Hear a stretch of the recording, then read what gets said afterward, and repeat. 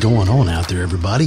And thanks again so much for joining us here on Expanded Perspectives with me, Cam Hale. And of course, I'm not in here alone. This is the man, Kyle Fields. How's it going, everybody? Yes, I am here.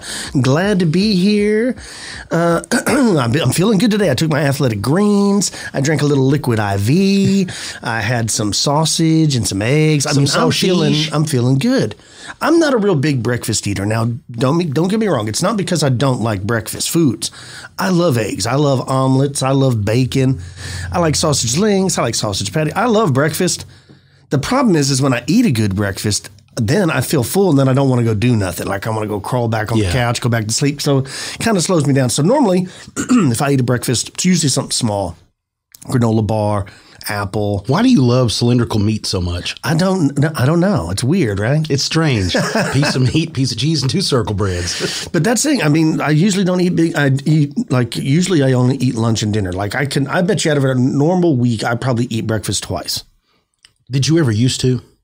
I think I used to eat more. In fact, I used to eat more in general. Like I've noticed even at dinner and lunch, like my portion size has gone way down. Yeah, I think as we get older, right? Yeah, because I used to get like a steak for me, metabolism steak for her, down. A baked potato for me, baked potato for her. Lots of times when me and my wife cook now, we just share. Like we'll split a baked potato, split a steak. Because it's just too much. It's too much food. And then the kids polish off. How old we are. Polish off everything else. Old. Yeah, well, what's been going on in my world is I've been shooting a lot of my bow, and man, I overdid it the other day. I was telling you about it. My arm felt like it was going to fall off. It's one of those things. I know I'm dumb. I've done it before. Where you can't stop. Where you just get into something, you're excited, you're all geed up, and then you start going. You're like, I'm going to keep going. I'm going to keep going. Then 3 hours later, like, oh man, I should have quit. Yeah, I should have quit. So that's what I've been doing. I've been trying to ease back into it. I'm about to order me some new limbs because I'm a dummy and somehow I twisted my other ones. I don't know. I don't know what happened. What have you been doing? I have been, just one thing after another around here, just staying busy. That's pretty much it. Working on a few things behind the scenes that I'm getting ready. Hopefully we get to share before long. We've got a few things going on. The rehab facility at my house is closed. The wife is fixed. She's up and walking. Yes. Everything's good there. Now my mother took a crash. My mother's in the hospital, had to have surgery. No. Oh, yeah. Fell down again. Right. I told her I'm going to wrap her in bubble wrap and make her wear a helmet. Well, there must be something going on because my wife's mother, she fell and hit her head and gave herself a concussion. Oh, great. What she was doing, she was bending over doing something in the yard and her dog jumped and hit her in the back and pushed her over. And I guess she didn't put her hands down and just like head first into the concrete sidewalk. Yeah. She's okay now. Yeah, so mine's a little busted up. It's got a plate in her wrist now. I'm going to have all this stuff. Got to go to the fractured the same leg she had the hip surgery on and all that. But she's like, oh, I'm fine. I'm like, yeah, you say that. Yeah, well, that's why we didn't release a show last week is because of your mother and everything. Yeah. But we're glad to be back here. And I don't know what's been going on, but I appreciate all the listeners out there sharing the show, things like that, writing reviews, because we've been getting a ton of listener stories sent into us. So let's get this thing started. I got one right here. Check this out. It says, a few years ago, my mother and I were coming back late from a couple of errands. We live on one of the ranches just outside the city limits on 359. And once you pass the country store, the city traffic dies down, and you can see the dark entrances to a lot of junkyards. Now, while we were passing one of the junkyards by Los Altos that night, now this takes place in Laredo, I think, I noticed something several feet ahead where the highway bends. It was white, and although not glowing, it was small and clearly visible, unlike other small critters that dart across the roads with eye shine at night and aren't visible until the headlights hit them head on. It was too small to be a dog or a coyote, and cats aren't too common in this area. Rabbits don't usually wander into the main streets. And not to mention, it was a white, semi-opaque figure. Pretty different from your average brown whitetails, but it seemed the right size and seemed to run in the gait of a rabbit. Now, although it was doing the motions of running, it was more of a slow glide that wasn't actually touching the road. I glanced over to my mom to see if she was seeing the strange white silhouette running furiously, but not covering much ground across the highway. She was deeply immersed in a phone call with a comrade, and anyone knows getting in the middle of your mon or gossip was more trouble than it's worth. I didn't want to take my eyes off the thing for too long, so I glanced to the car's dashboard to check the time. It was 11:30. We were still a ways away from the thing, and it was barely approaching the halfway point across the highway, still furiously running like a rabbit, but gliding very slowly. I was already trying to make excuses for what I was seeing. Tired, I guess.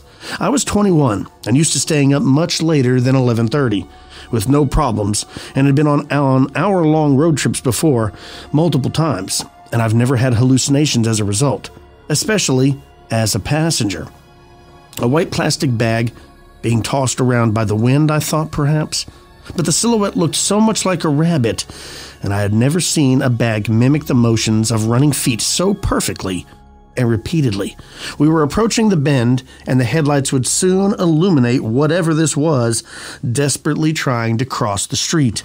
I leaned forward, hoping it would get run over, but as soon as the headlights hit it, it vanished. I looked back to make sure we hadn't run over it, but there was nothing. I will always remember the way it was so clearly there, several feet away from the car, and how it disappeared before my eyes like paper to water, as the light overwhelmed it. Every time we cross this part of the road at night, I think about it. It has never happened again, and of course, immediately after this thing vanished, 3 feet away from the road, it desperately wanted to cross. My mother's call finished, and she asked me what I was leaning over for. She missed the whole thing, unfortunately.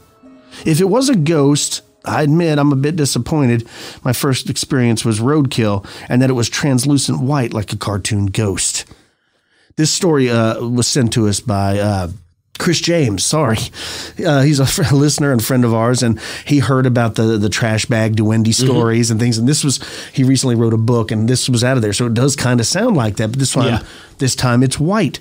Something that appears to look like a bag, but it's not a bag. What is it? I don't know. We've gotten a lot of stories of people seeing these bag things now. I know. And that's the first one I've heard like that, of that color.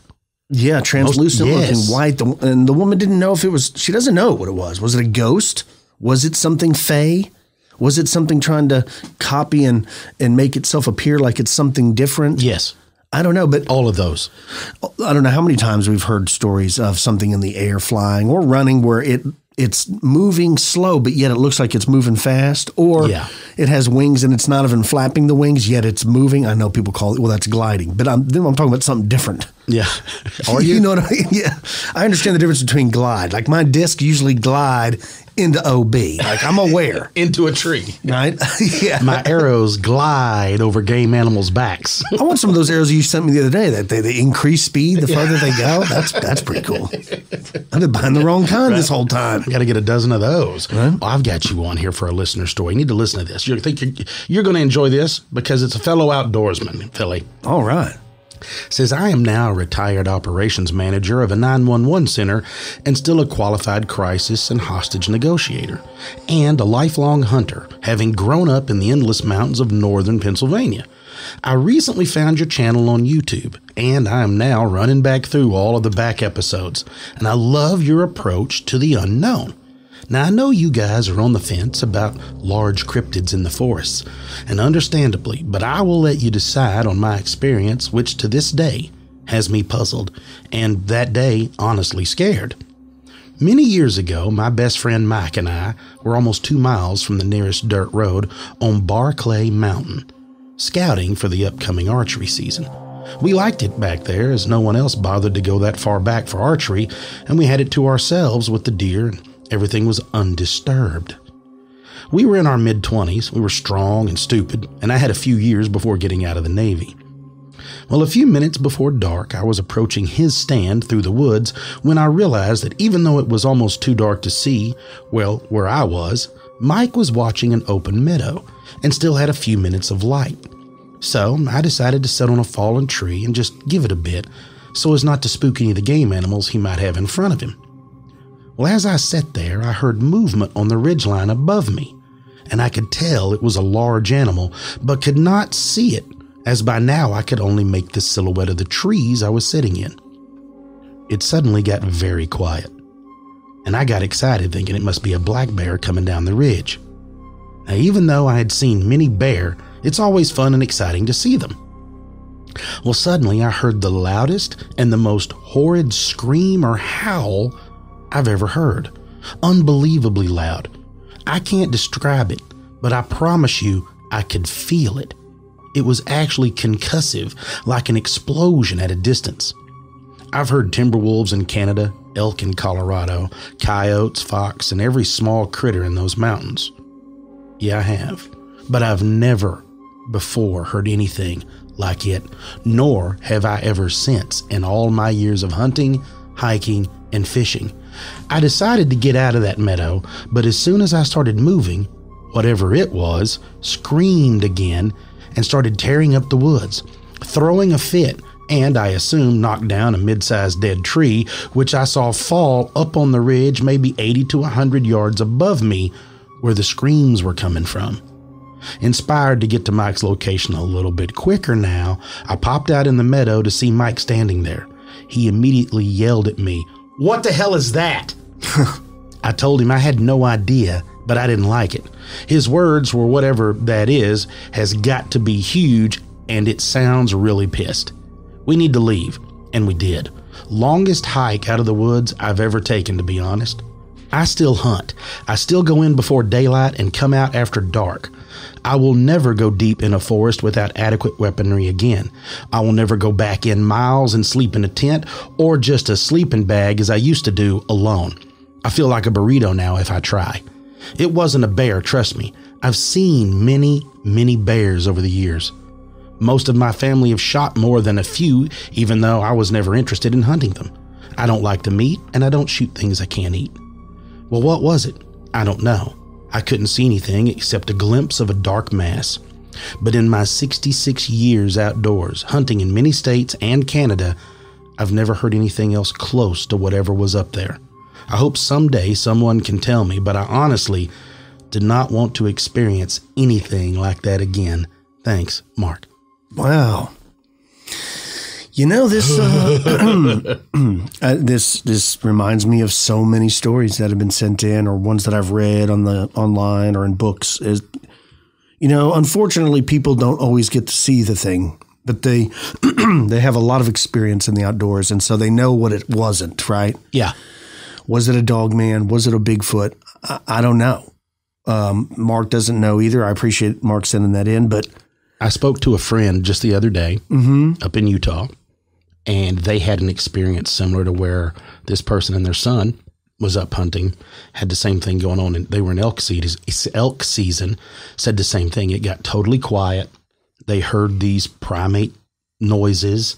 They started getting rocks and pebbles and pine cones and all kinds of stuff thrown at them. This is something that happens, not maybe often. It's very, very rare, but maybe you've stumbled into an area at the time that was obviously what they wanted to protect. Maybe you were too close to a female, too close to overlapping, whatever it was. It's strange, though, that it doesn't happen continually. So it shows that their area, they move. They're nomadic in the way that it works, so you could continually go back. Now, I know that people claim there's habituation sites and all that, but sure, we've never, there's never been definitive proof that you could go back and find them over and over and over there. And it's almost like the pressure pushes them more nomadic. They may settle in areas for certain parts of the year and then move on, might be. But yeah. That's what drives you crazy. It makes you scratch your head. Yeah, completely. And you just never know. But if there is nothing out there, then why do so many people have these experiences? And why is there just enough proof? Why is there just enough there, like a few footprints or a handprint or something on the glass? Are these noises? The thing that always gets me is the sounds of primates. Yeah. Okay, these whooping Les Stroud sounds. said the same thing. Yes. Everybody that talks about this primate whooping sound, what is out there that could possibly make it in those areas? Because I'm curious, as people talk about, well, it could have been a pet got loose. It could have been, another primate. It could, but my question is this. How many primates do we know that live up in the cold mountainous area that could survive winter in this area that we couldn't find, that wouldn't live in mass troops? Yeah, I know. Because monkeys live in troops. Sure. You know what I'm saying? Not apes.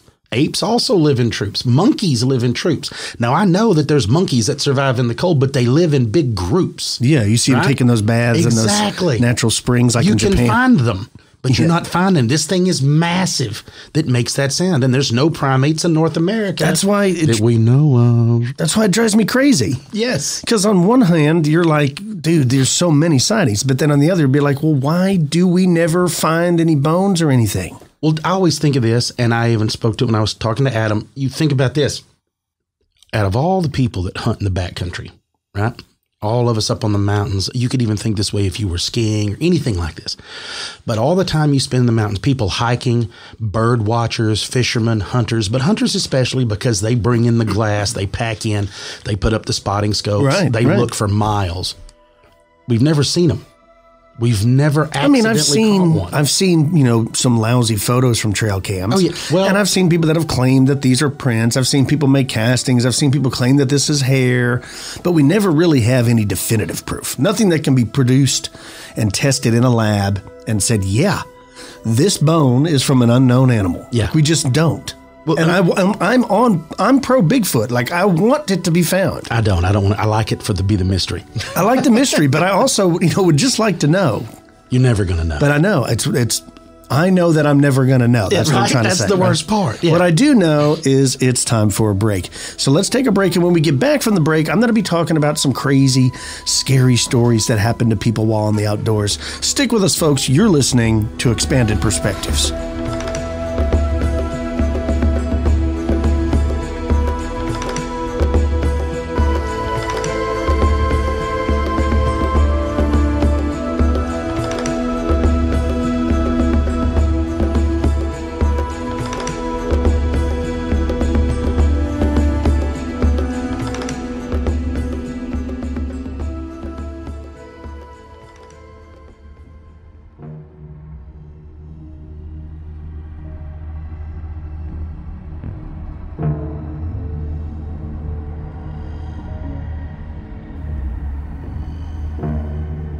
Well, folks, it's that time of year again.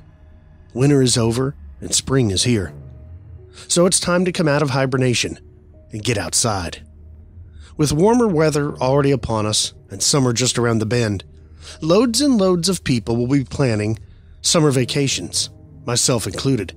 And some of those people will be heading out into the great outdoors for some hiking, fishing, bird watching, and of course, camping.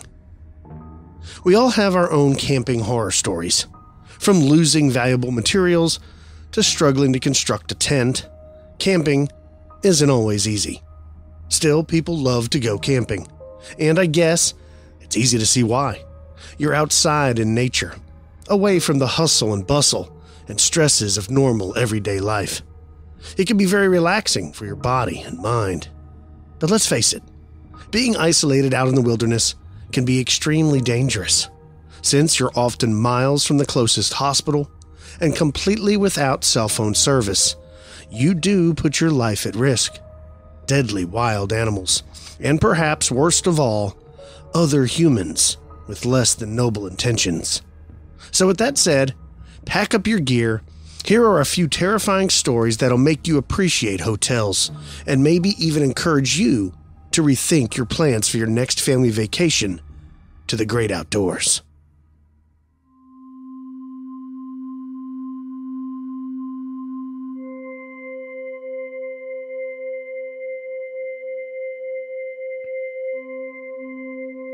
Growing up, I had a childhood friend that lived relatively close by, and we were like two peas in a pod. We both were adventurous, believed in the paranormal, and enjoyed astronomy, and generally just loved being outside. She was born in Alaska, and her dad hadn't lived there for quite a while, so they were always into camping, hiking, fishing, skiing, you name it. It was with my friend's family that I got introduced to fishing, and I did a lot of camping. This happened during the mid to late 90s, and we were maybe around 10 to 12 years old. One camping trip, we went to this lake in the forest that was surrounded by a meadow, and feeding the lake was a small stream leading out of the woods. Anyway, We played in the meadow and in the stream all day while my friend's dad was busy fishing. The lake wasn't very big, and because it had a meadow all around it, he could keep an eye on our whereabouts while he fished. While messing around by the stream, the wooded area gave me weird vibes. I can't explain it. I just really felt uneasy. Anyway, the day faded away into early evening, and it was time to leave and find a spot to camp. My friend's dad packed up all of his fishing gear, and we walked back to the truck on this long, winding path through the woods. Once to the truck, we drove into a more remote area of the forest and made our way up this steep road that was so rough and at such an incline that I was convinced that my friend's dad was going to break his truck. He had a 4, maybe 6-cylinder Toyota pickup that was about as basic as a truck could get. In fact, I'm not even sure if the truck had 4-wheel drive. But being an Alaskan outdoorsman with years of experience, I trusted him. We finally made it up to the top, which was flat and relatively open, with a big area of forest in the opposite direction from the road we drove up. We pitched our tents and got everything set up, and my friend and I decided to go explore the new area. We were maybe 50 yards from the tent when we heard a big crack as a tree branch snapped in the woods behind us. But we didn't see anything. Thinking it was just a deer, we just brushed it off. As we were walking, we heard it again and whispered to one another. It stopped briefly when we were about 200 yards from our camp. We sat on a boulder, looking down the steep wooded hill overlooking the dirt road from which we had come. Suddenly, we heard another cracking branch from behind. Whatever it was, it seemed to be following us. Our imaginations going wild, we came up with everything from a serial killer stalking us in the woods, to deer, to Bigfoot, you name it. When we got back to the campsite, we told her dad what we had heard and how it seemed to be paralleling us. He kind of played it off as a black bear and secured all the food. Later on, my friend confided in me that her dad had gotten out his pistol and would be sleeping with it that night. My friend and I were sharing one tent, and he was on his own tent not very far from us, so we figured everything would be okay. I awoke sometime in the middle of the night, hearing something or someone walking outside. As I lay still listening, I could hear it quietly circling the tent. It sounded like it was walking on 2 legs because it had a distinct rhythm in how it walked. Whatever it was, it sounded big, and I could hear its weight, if that makes any sense, as it put each foot down and walked. I could even hear relatively quiet but deep, heavy breathing at times. As I lay there perfectly still, just listening, I could hear it wandering to the other parts of the campsite, and then back to our tent, almost as if it was walking in a big, repetitive loop. This went on for who knows how long, but it felt like an eternity. Terrified and unable to wake my friend, I laid there and listened until I eventually fell asleep. The next morning, I told my friend and her dad about it, but I don't know if they believe me or not. Interestingly, absolutely nothing in the camp was disturbed in any way. The ground was not very soft, and in some places, it was covered in grass, so there were no footprints either. This is something I have never been able to explain, and to this day it always lingers in the back of my mind whenever I go camping. I always wonder what it was that walked around our tent that night. BD. Wow, BD. Thanks, man. Thanks for the cool story. I don't know what it was. Perhaps it was just her father. I don't know.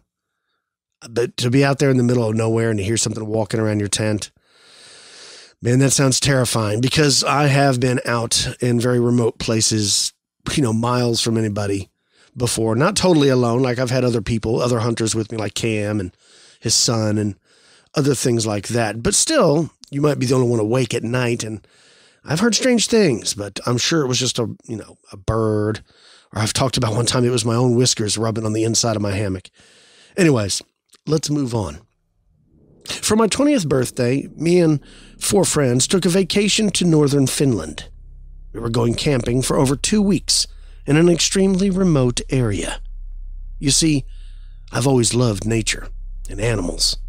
We weren't hunting, as I can't bring myself to kill any mammal or bird. We did go fishing a few times. Up until this experience, about 11 days in, I really enjoyed the trip. But I would never go back again. One night, we were cooking some fish over the fire, and one of my friends pointed out that we had used all of the loose wood lying around the area. We decided to all go together to gather more. We grabbed our flashlights and started to head off. One friend pointed out that animals might steal our food while we were away, but we shot him down, saying something to the effect of, "The fish are roasting over a fire. No animal would ever risk getting close to the fire, and if they did, they would get burned and run away." Oh, how wrong we were. But since I'm not sure what it was that showed up, we can't be blamed for our assumptions. Now, I never assume anything. A lesson I will never forget. In the middle of our forage for firewood, we suddenly heard a loud, animalistic noise. None of us recognized it. It sounded almost like a pig squeal, but cleaner, louder, and perfectly clear. Not raspy at all. Almost as if it were an extremely high-pitched wolf howl. The trouble was, it was distinctly coming from the direction of our campsite. We quickly dropped all the wood and charged back to our camp. I don't know what I expected it to be, but nothing prepared me for what we found. What we saw was strange, but in the dim glow of the fire, it was an immensely disturbing image. Hunched over our fire was a large, hairy creature. It held a half-eaten fish in one hand and several untouched ones in the other. It saw us and was staring us down like a deer caught in a car's headlight. I distinctly remember the creature. It stood approximately 5 to 6 feet tall. It was definitely shorter than us, but at the same time, it was much larger. It had a thick barrel body, short but extremely thick muscular arms and legs, pronounced joints at the knee and elbow. It looked to be twice as wide as us despite being shorter, but not fat, just extremely muscular. It appeared to have a human-like hand and human-like feet, but it was covered in dark red fur on its entire body except for its fingers, toes, and face. I noticed this because the contrast was massive. Its skin was pale white as paper. No hint of yellow, pink, or brown pigment, like an albino. It had huge, perfectly round eyes, larger than any human I've ever seen, a ridge atop the eyes, and a huge jaw. Its face had odd features to it. It lacked any discernible cheeks, just a flat wall of skin. It had a large, flaring nose. It protruded like a human's nose, but was slightly angled back, exposing its nostrils to us. Its eyes were highly dilated, but still with discernible whites. It was freaking terrifying. It looked like it could effortlessly tear all 4 of us apart, and perhaps adding to the fear, it clearly ate meat. After staring at us for what felt like a few hours, it went from its hunched, squatted position to a fully upright position in an instant, and backed a few feet away, still staring at us. It moved pretty much like how a human would, and it stood fully upright. You could feel the aggression in this thing's gaze, but its movements suggested that it was acting defensively, which alleviated our fear somewhat. Every few minutes, it would briefly dart its eyes to its side, toward a particular spot. We tried to look as big as possible, but tried to stay still at the same time. We thought to point our flashlights at it, though I feared it would provoke it. We did it anyway, and it lurched back a little and clearly made a startled facial expression. Then it quickly reverted to staring at us intently. To our shock and horror, it quickly darted its hands to its side and grabbed one of our fishing poles. It aimed it at us like a spear and walked forward a few steps. This thing was terrifying enough without a weapon. I don't know if anyone else spotted this, but when it moved its arm to the side to grab the rod, I saw its shoulder blade, and it was much larger than a human's, which made it much more terrifying. After it picked up the fishing rod, it repeatedly made a noise, somewhat similar to a high-pitched howl we heard before, but with an odd inflection. It transitioned from high-pitched to slightly deeper.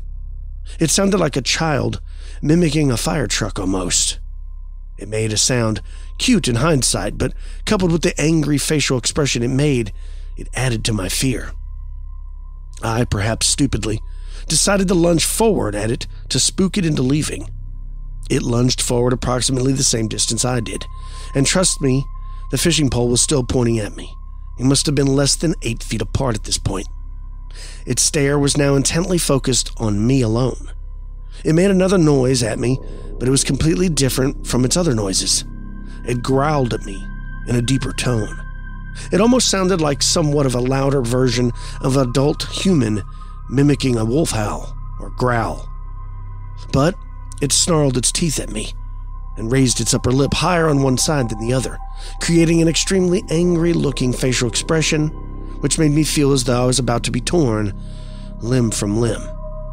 It took another step forward, continuing to lunge the fishing rod at me, and not changing its facial expression, even slightly. I gave in to my fear and quickly took several steps back towards my friends. The creature took a step back and changed to its previous facial expression, but as it did this, I was also taking several steps to my side. Time seemed to slow down. It very slowly circled us, though only completing half a circle. It ended up almost exactly opposite of where it was standing before, relative to the campfire. We whispered to each other our plans, but none of them seemed safe. We were very scared and clueless as to what to do about this creature. But then, suddenly it dropped the fishing pole and rapidly ran off into the woods. However, to our horror, out of the bushes next to where it exited our campsite, another almost identical creature ran out, following close behind the first one. As they ran, I noticed that they ran just like humans. The way they moved their arms and legs perfectly mirrored the way a typical jogger runs, with its fist clenched and swinging the arms up and down.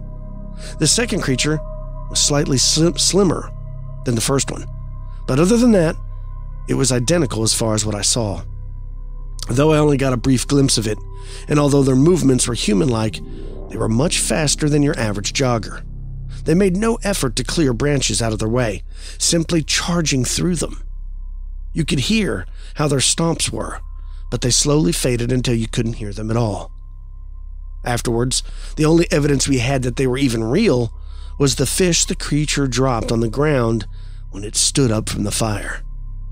As scary as the creature was at the time, and knowing animal behavior, it clearly was not looking at us like food. It thought we were a threat to it, and was acting in self-defense. When it was between us, the second creature, they both ran as fast as they could. The first one was likely being defensive of not just of itself, but the other creature as well. Perhaps it was a mate or mostly grown-up child. I don't know. We had planned to stay out there a lot longer, but understandably, we didn't sleep that night. We instead intently guarded our campsite until morning. When the sun rose, we hightailed it back to town. Now, after this experience, I'm not ever going out there again, ever, especially without a loaded gun. In order for a species to survive, it must consistently maintain a breeding population. This means there are almost certainly many more of these things out there. I suppose there are 2 morals that I can think of to this story.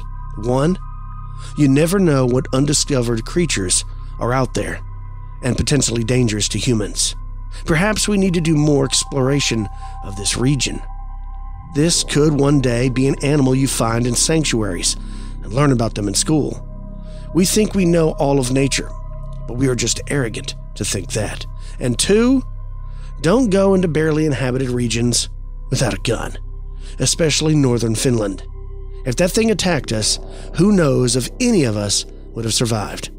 Believe this or not, I will never forget this experience. Thanks for what you do, Sean. Sean, that's terrifying. I appreciate you sending this story, but I don't think I ever want to go camping anymore after hearing that. I don't know what you saw, my friend, but thanks for sharing. Check this one out. I was 20 when I almost drowned in a lake. I was with my college buddies when this happened. Stupidly, we overloaded my friend Joe's small fishing boat with supplies, and our boat, well, it capsized. But something else happened on the lake that day, which I will never, ever forget. The monster living at the bottom of the lake tried to kill me. 25 years later, it's calling out to me again because I can't get it out of my mind. What did I experience? We were up north when this happened. When I say up north, I mean I'm talking miles north of Toronto. So yeah, up north. Me and my friend Daniel were visiting our buddy Joe and his girlfriend Trina up in the Kettle Lakes Provincial Park that summer. We were looking to catch up on some walleye and some lake sturgeon fishing and have ourselves a good time doing so. We spent the afternoons fishing the multiple lakes in the area with mild to adequate success. Joe knew of a secret camping spot out on a private, unknown, shiny little lake where the fish, he said, were always biting. He convinced us to go, and it's about an hour drive further north, he said, in the middle of Nowheresville. This was a new world for me and Daniel, who've never been this far north, and we were as green as the moss which seemed to be growing on everything we touched. We needed Joe's aluminum fishing boat to transport all of the small stuff we needed to where we needed to camp, on an island. Needless to say, we overpacked the boat. We had 3 tents, 2 acoustic guitars, 2 coolers full of food, 4 cases of beer, fold-up chairs, and a plethora of fishing paraphernalia. Not to mention bug spray and plenty of smokes. From all accounts, it started out as an amazing, fun weekend. We partied and jammed on the guitars and sang drunkenly all night, blanketed by the stars and the endless northern sky. When it was fully dark, we sat transfixed around the campfire, while Joe regaled all of us with scary stories regarding the monster living at the bottom of the lake. These stories, he claimed, go back many generations. The monster, Joel told us, was under the waning light of the crescent moon and has habituated this lake for eons, long before any settlers dared to occupy this frigid, northerly land. Sometimes the monster gets hungry, he said. That's when people go missing. Every year, some poor fisherman goes missing at this lake, and no body is ever found. This is why the locals rarely, if ever, fish here. The lake may be small, Joe said, but it's deep. I thought, he was just messing around, telling us tall tales, like everybody does, to mess with their friends. Little did I know. The following day, after enjoying a delicious dinner of smoked pickerel, fried potatoes and corn, Joe decided it was time to pack up the boat and head home before it got dark. Once again, the boat was bogged down with our supplies. We all knew that this was potentially dangerous, but being young, we did it anyways. To make matters worse, nobody knew that we were here. Remember, this was back in the 90s, before smartphones, so it wasn't uncommon for people to disappear on fishing trips. Just ask Bill Barrico. We'd only spotted one other boater on the lake that day, a fisherman, and that was early in the morning. As far as we knew, we had this body of water all to ourselves. It was after 7 p.m. by the time we set our sad little vessel back into the water. Soon the sun would set and things could go wonky. I remember it clearly. Joe and Trina were situated at the back of the boat. Joe was struggling to guide the vessel across the bumpy lake. The boat, the little boat, wanted none of it. We were constantly being knocked back and forth, as if on a wooden roller coaster, and I could tell Joe was starting to get nervous. Something I'd never seen before. Daniel sat at the bow. His job was to monitor the water level that was getting into our boat. It was an important job, and he was in full panic mode from the get-go. "We should never have put that much stuff in the boat," he complained over and over while spooning the water out of the boat. Of course, he was correct, but we were young and carefree and hopelessly naive. The lake was furious. Whitecaps rolled angrily across the entire bowl of water. Water was seeping into the boat at an alarming rate. I was sitting in the middle of the boat, doing nothing of value, watching the anxiety on Daniel's face intensely. We were now at the middle of the lake. The water was a foot deep inside of the boat, and the lake continued to pound us into submission. To make matters worse, only a speckle of sunlight remained. Time, as they say, was of the essence. Joe boated us laboriously across the water as best he could. Our vessel was teetering dangerously low due to our negligence, and the whitecaps continued to submerge the boat. Daniel was having a panic attack. I'll never forget the look of pure, unadulterated terror on Daniel's long, pale face that final moment before we sank the boat. "Joe," he said, "Joe, help!" Those were his final words. His eyes were big and round and full of fear. He was frantically scooping the water out of the boat using a discarded tin can, but his efforts were futile. One minute we were floating haphazardly across the drink. The next moment, we were underwater. The boat was capsizing. Our belongings either sank to the bottom of the lake or they floated away. First, we removed our footwear. I was sad to see my Doc Martens fall to the bottom of the lake. Then we scrounged up the life preservers and put them on nice and snug. We then spent a good 15 minutes trying to flip the boat back over, right side up, but failed. Instead, we wasted precious time and energy. Daniel, who was more scared than anyone I had ever seen up to then, had quickly become unnerved. It was kind of sad to see. Trina, on the other hand, swam Olympian style across the lake and reached the shore about 20 minutes later. Joe trailed close behind her. Neither of them hesitated. They just went for it. So it was now me and Daniel stuck out in the middle of this lake. The city slickers. Neither of us were sufficient swimmers. Daniel was going into shock, and I kept yelling at him, "Just swim! Just swim!" All the while trying to sound brave. The truth is, I can't swim very good either. I never could. But with the life jacket on, I was willing to at least give it a shot. I could see Joe and Trina waving at us from the shore, but barely. The sun was sinking fast. In 20 minutes or so, we would be covered in a shroud of darkness. Then what? I feared the worst. I swam, and I swam like my life depended on it. If Trina and Joe can do it, I can too, I guess. Yes, I'm a lousy swimmer, but I swam. At some point, I looked behind me to check on Daniel, and to my horror, he was swimming the backstroke the wrong way. "Dan," I called out, "you're going the wrong way." He didn't hear me.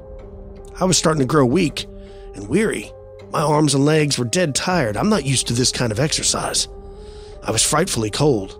My time was coming to an end, I felt. I realized this crazy feeling coming over me, and I strained to see a speck of the land off in the distance, where Trina and Joe were waiting for us. Soon the shore would disappear completely, and they would too. That's when something nudged my foot. It must be a fish, I told myself. A big one at that. I shook my leg, hoping to shoo it off. But then it happened again, only this time more forcibly. I started kicking my legs, looking to scare off whatever it was. But to my horror, it didn't work. Suddenly, I was very scared.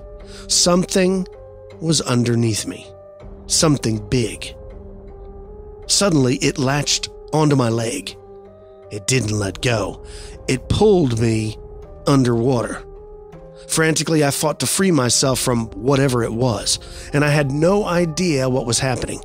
Moments later, I came up coughing and wheezing, gasping for air. Now, by this point, I was out of my mind, terrified. "Dan!" I shouted. My voice sank like a stone. "Dan! You're going the wrong way!" And I tried to swim towards him. It took all of my strength to do so. He was crying. Something snatched my foot again. Something brittle, like sandpaper, it felt like. My leg was getting torn to shreds. The pain was uncompromising. "What in the hell was that?" I asked through chattering teeth. The look stamped across Daniel's face said everything I needed to know. He felt it too. He said, "There's something down there." That's when I told him, "We gotta get moving." We swam.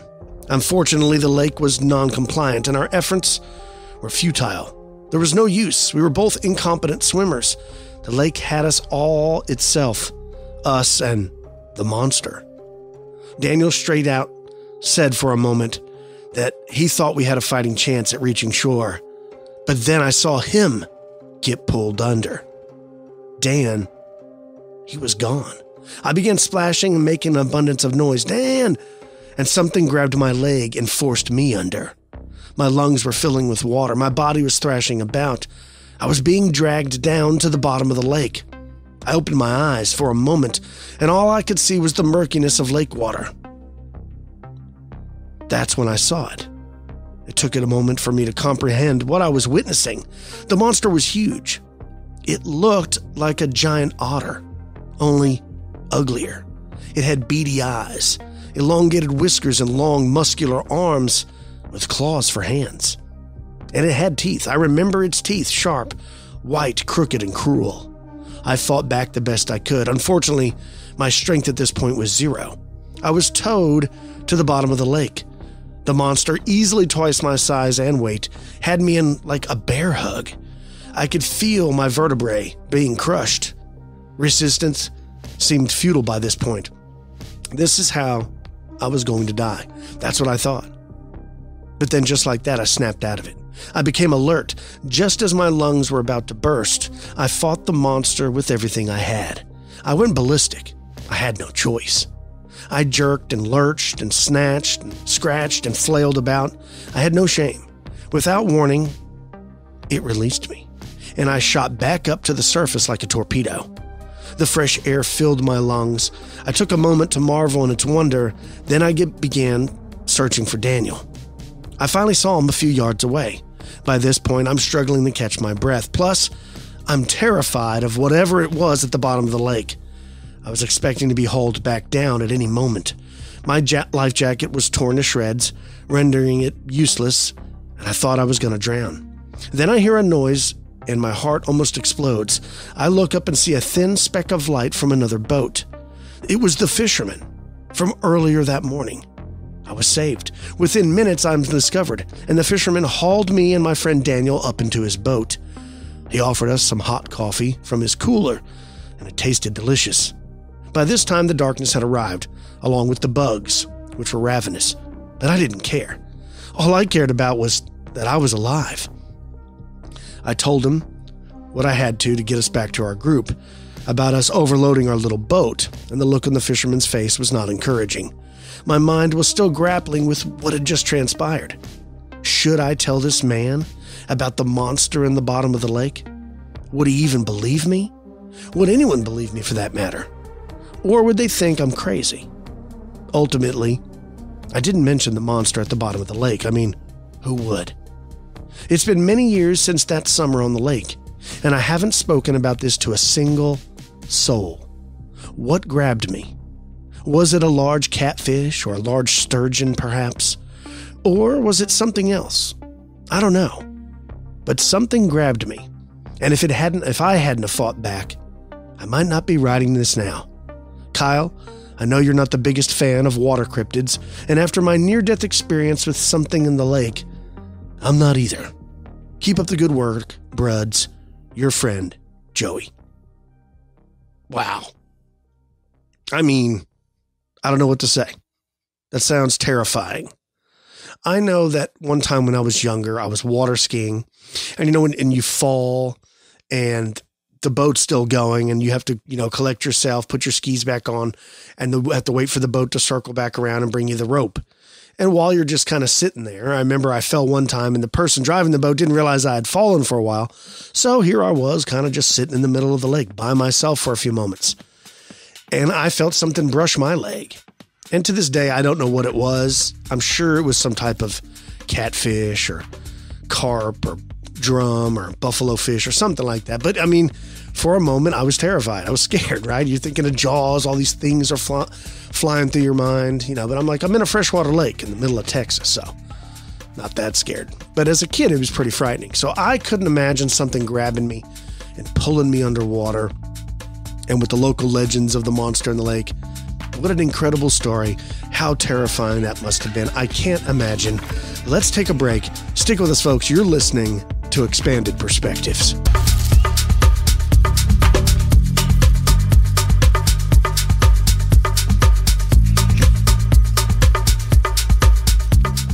And we're back with Expanded Perspectives. I hope you like those stories. I know some of you aren't going to, because I get people all the time that are telling me, listen, I'm about to go camping. Would you please stop reading these stories on the air? They freak me out. And I'm like, I'm sorry. They freak me out too. They freak me out too. And don't think that like I'm immune to being scared because of my show. I can't tell you how many times I'm in the dark in my hammock or walking to the stand and I hear something like, what is that? What is that? It's scary, right? Yeah. I mean, it happens all the time. I scare myself. You wouldn't believe some of the stuff I've read that never made it to air that I'm like, I can scare myself. There was a long time after I read Communion by Whitley Strieber years ago. I think I've mentioned this before. This was like in, I want to say like 1994, 95, 96, somewhere in there. I don't even know when the book came out. But I remember I saw the movie with Christopher Walken first, right? Did you give him more cowbell? And then I saw The Fire in the Sky, and I read Communion. And dude, I swear, for like a good 2 or 3 months, every time I went to bed, it was kind of hard. Like, man, did I just see my curtain move? Man. What's that in the corner? What? Yeah, why do they have to come get you when you're in your bedroom, man? I always wanted to see a UFO, but I want to see it in the daytime. From a distance. Not too far. Like, I'd like to see it like, I don't know, a couple 100 feet. Like some of the site, like with the one with the police officer saw it land in the middle of the day, looked like an egg. I'm down with that. Like, I don't, for some reason, that's not too scary. But at night, nah, man. What if he comes back? Like he saw you at night and he's like, oh, I got to go back and get that guy. Yeah, right. Oh, you're right. You're so right. He spots you. And he's like, no loose ends. Yeah. I don't know why I'm so terrified of being abducted. Because you have sense. Right? I mean, smart people are afraid of being abducted. Yeah. You don't like probes and needles going in your eyeballs. Yeah. Things, fluids being extracted. You don't love hypnotic regression only for you to lose sleep. Yeah, no, I'm good. No. I don't want, like we've said before, I don't want to know. If it happens to me, I'm just going to be like, well, I guess it happened. Well, I'm not going to lie. The other day I was out near Agnes, and Agnes is it's a very rural area. There's no town, really. I mean, it's like a gas station. It's north of where we're at right now, folks. But years ago, it was a hot spot for a lot of cattle mutilations. And when I was out there the other day, of course, now it's all built up compared to the way it used to be. There are lots of new homes out there if you go out there.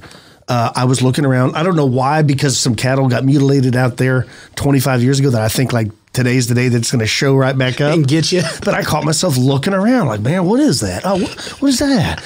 I'm like, well, what is that? You know, I'm like, just because it happened years ago, why would it happen again in the same spot? But because you're there. I was looking around. I'm like, can you imagine 30 years ago that there was black helicopters here and strange stuff being seen, cattle being missing? There was a missing dog.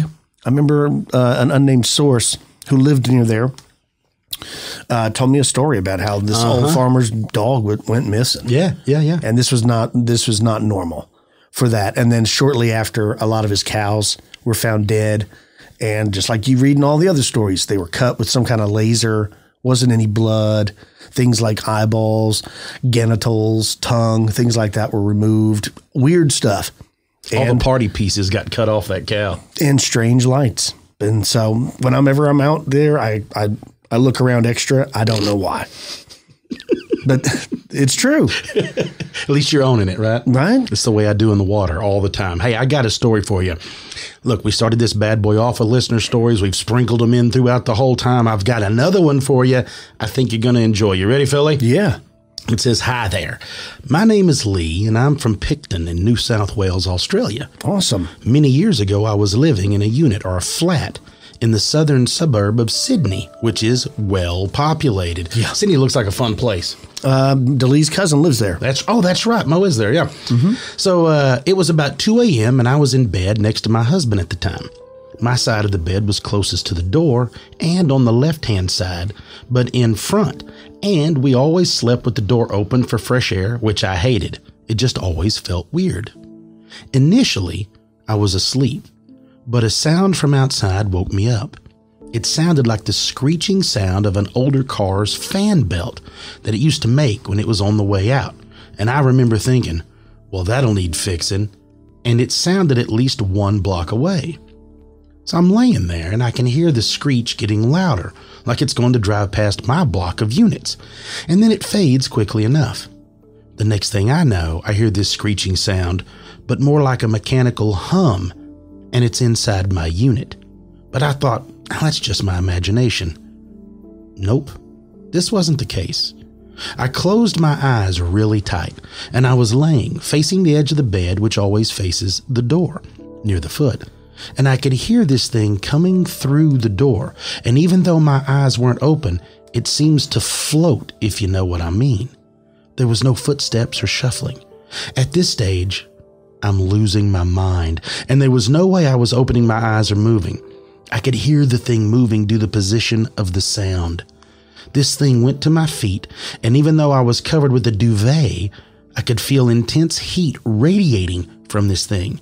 The object, if I can call it that, then slowly moved from my feet and all the way up my body until it reached my face, which was uncovered.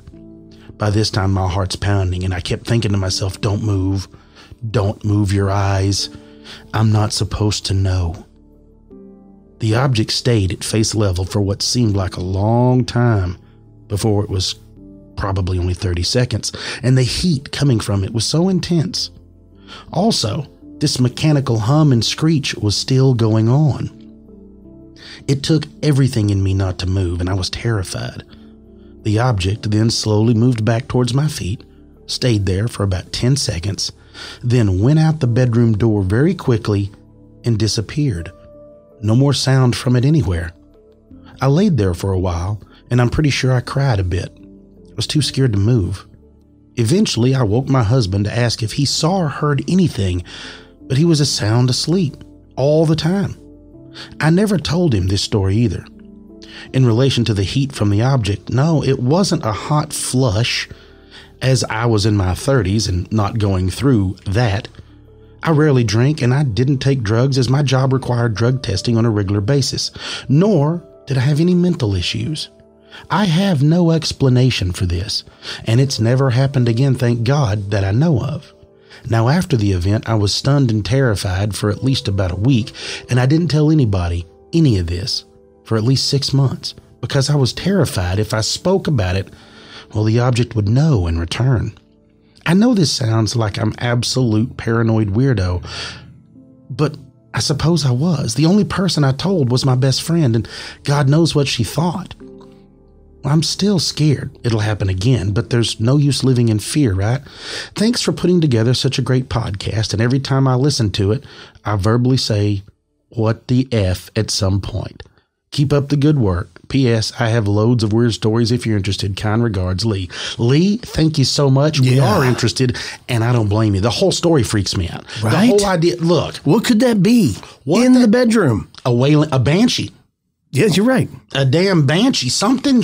Look, I don't know, and maybe you're the only person that could hear it, truly. Like maybe that's what drew it to you.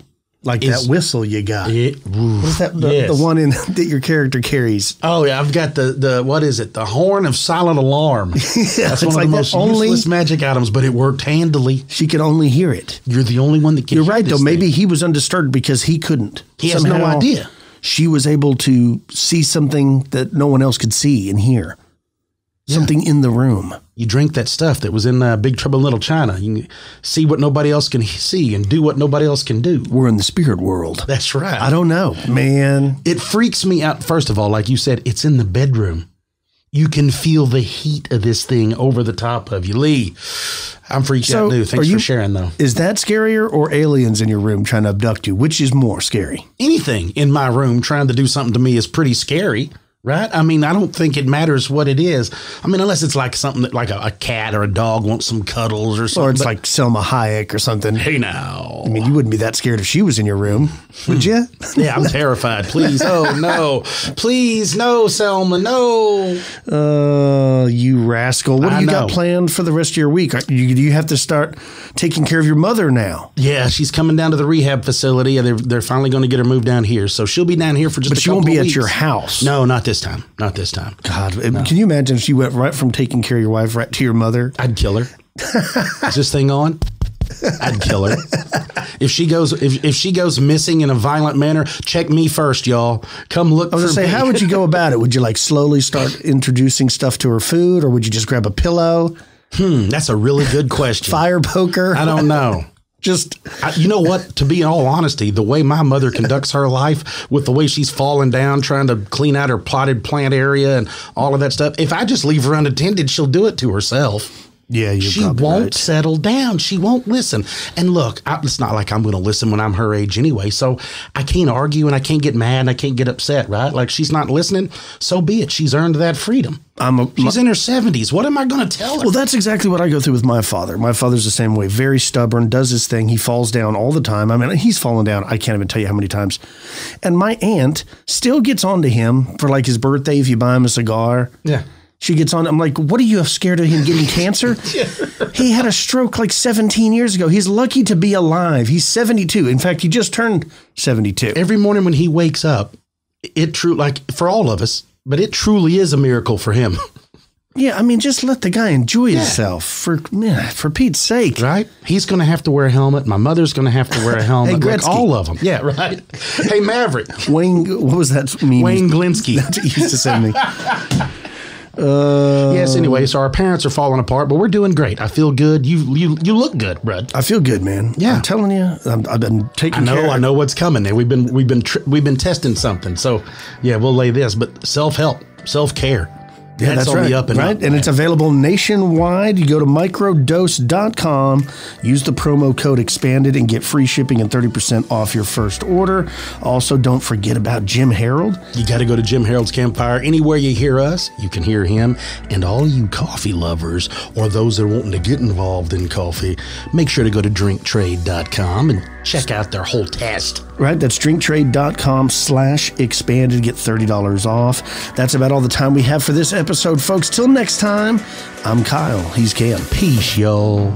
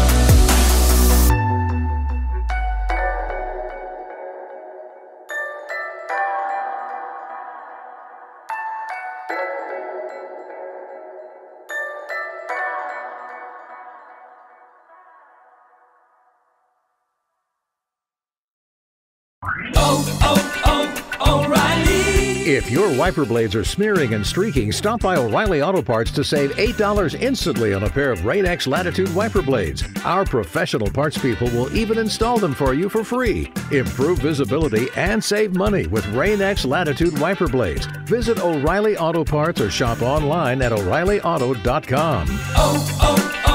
O'Reilly Auto Parts. Grand Canyon University, a Christian university, is one of the largest and fastest growing universities in the country, offering over 200 engaging programs online. GCU invests in high-demand areas such as nursing, teaching, and the sciences. Students engage with faculty who become partners in your success. GCU's online students received over $100 million in scholarships in 2020. Visit gcu.edu/myoffer to see the scholarships you qualify for.